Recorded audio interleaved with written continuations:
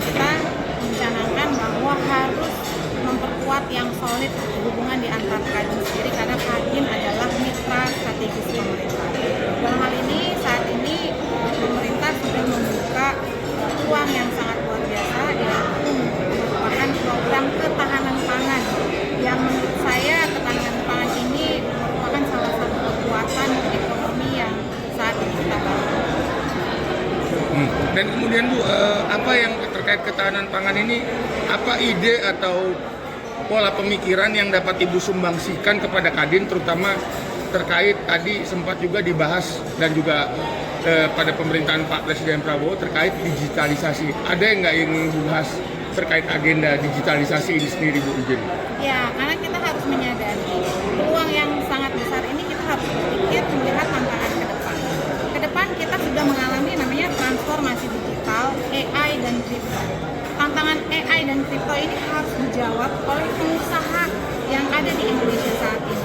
Karena dengan adanya AI dan kripto, dengan komoditi yang saat ini sedang dikembangkan pemerintah melalui ketahanan pangan digital, komoditi pangan digital ini bisa dijadikan real world asset, di mana kita bisa menciptakan kreativitas dalam hal inovasi pembiayaan, karena yang namanya program dicanangkan untuk menanam sebesar-besarnya itu tentunya memerlukan pendanaan yang besar. Nah, pendanaan ini bisa diperoleh dengan real world asset tadi, dengan mengeluarkan koin base yang di tokenize ya dari komoditi pangan digital.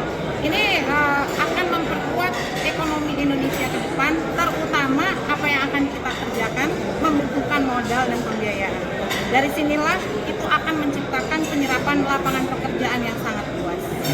Bu, terkait tadi ketahanan pangan melalui digitalisasi, beberapa program mungkin yang sebelumnya itu juga kan harus memenuhi pilar ketahanan pangan. Nah, Ibu punya program terkait Coinbase itu ya.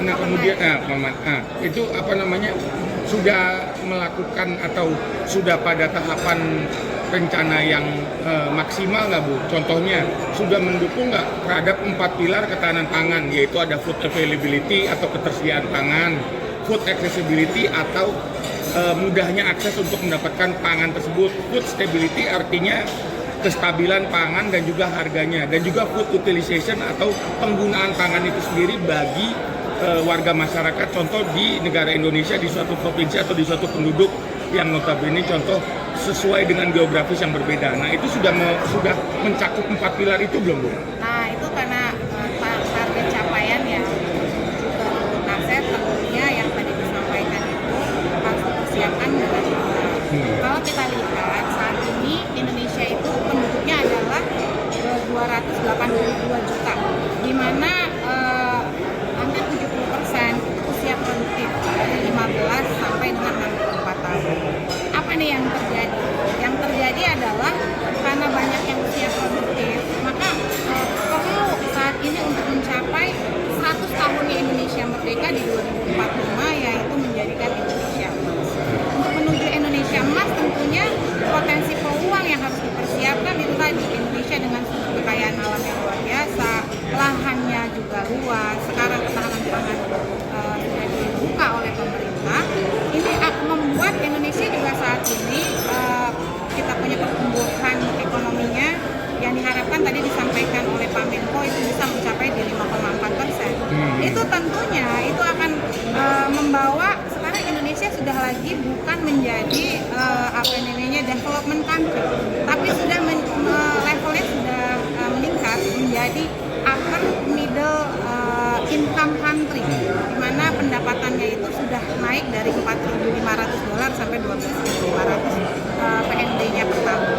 Nah, ini sangat luar biasa tentunya buat Indonesia. Nah, yang kita harus persiapkan itu adalah kesempatan untuk melihat mencari pendanaan, mencari funding, bagaimana punya kreativitas nih dengan komoditi yang dimiliki oleh Indonesia, itu bisa kita punya kreativitas pembiayaan dengan komoditi digital, karena kita mau tidak mau sebentar lagi semua sudah dengan AI. Nah, bagaimana juga lapangan pekerjaan SDM ini bukannya kita harus bersaing dengan AI, tapi banyak tempat-tempat posisi yang perlu pemikiran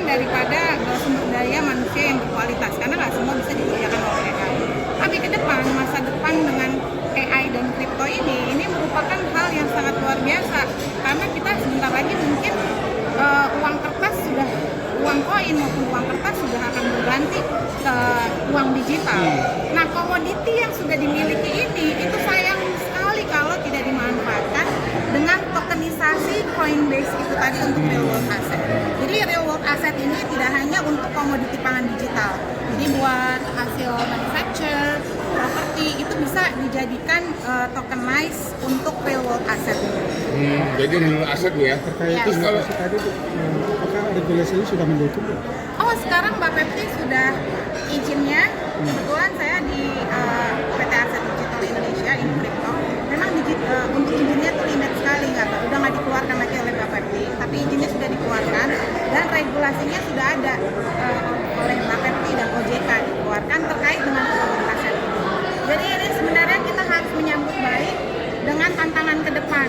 Jadi bukan takut, tapi kita mempersiapkan diri dan menangkap peluang yang sangat luar biasa. Terkait inovasi yang tadi Ibu ungkapkan itu, kira-kira manfaatnya apa itu?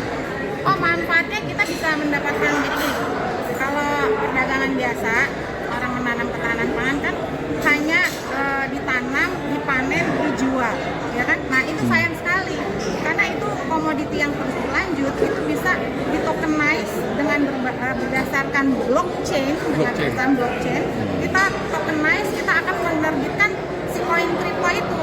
Jadi ini yang mempunyai valuasi, inilah sudah ke depan ini dari real world asset ini merupakan masa depan untuk kita semua. Nah, kira-kira Ibu menyebut Mbak Pepti sebagai regulator. Ya. Terkait itu semua kan banyak kementerian juga Bu, maksudnya yang memiliki regulasi itu di awal sehingga itu bisa diaktualisasikan.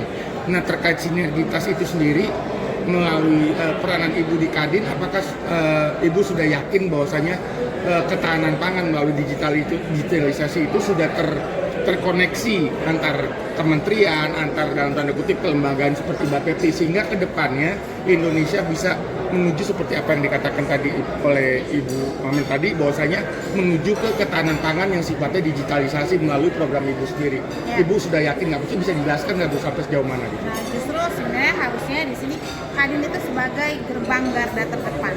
Kadin itu harus menciptakan success story pionirnya, karena kan sudah mendapatkan penugasan dari Presiden untuk mensukseskan ketahanan pangan ini. Karena bagaimanapun juga kepanjangan pangan daripada pemerintah, programnya itu diimplementasi oleh pengusaha. Pengusaha yang akan melakukan ketahanan pangan dengan melakukan juga pastinya akan menyerap sumber daya manusia baru. Di mana ini sudah jalan, ada minyak sayur dan sebentar lagi udah ada beras yang sudah di RWA-kan. Jadi saya rasa dengan adanya sekarang ketahanan pangan dipersiapkan sedemikian konkretnya oleh pemerintah dan Kadin, ini harus disambut oleh real world asset, yaitu bisnis ke depan yang mana menjadi inovasi pembiayaan. Siap, terima kasih banyak atas waktunya. Harapan ke depan apa? Inovasi yang tadi untuk pemerintah tuh. Ya. Tentunya sekarang harapan saya transformasi digital adalah mau tidak mau di mana dunia nyata dipindahkan ke dunia maya. Revolusi industri 4.0 dan revolusi industri yang sudah 5.0 ini bukan yang harus ditakutkan. Tantangan ini harus bisa dijawab dengan kita sebagai manusia yang tentunya mempunyai perbedaan oleh AI. Kita semua yang ada di dunia ini bisa menanggulangi tantangan AI ke depan. Masa depan ini mau tidak mau kita harus belajar, memahami, mengenai tentunya dunia AI, transformasi digital, dan tentunya kripto. Oke, siap. Terima kasih banyak atas waktunya buat ini, sukses terus dan juga untuk Kadin Indonesia. Terima kasih banyak Bu. Terima kasih. Selamat siang. Assalamualaikum warahmatullahi wabarakatuh. Salam. Ya.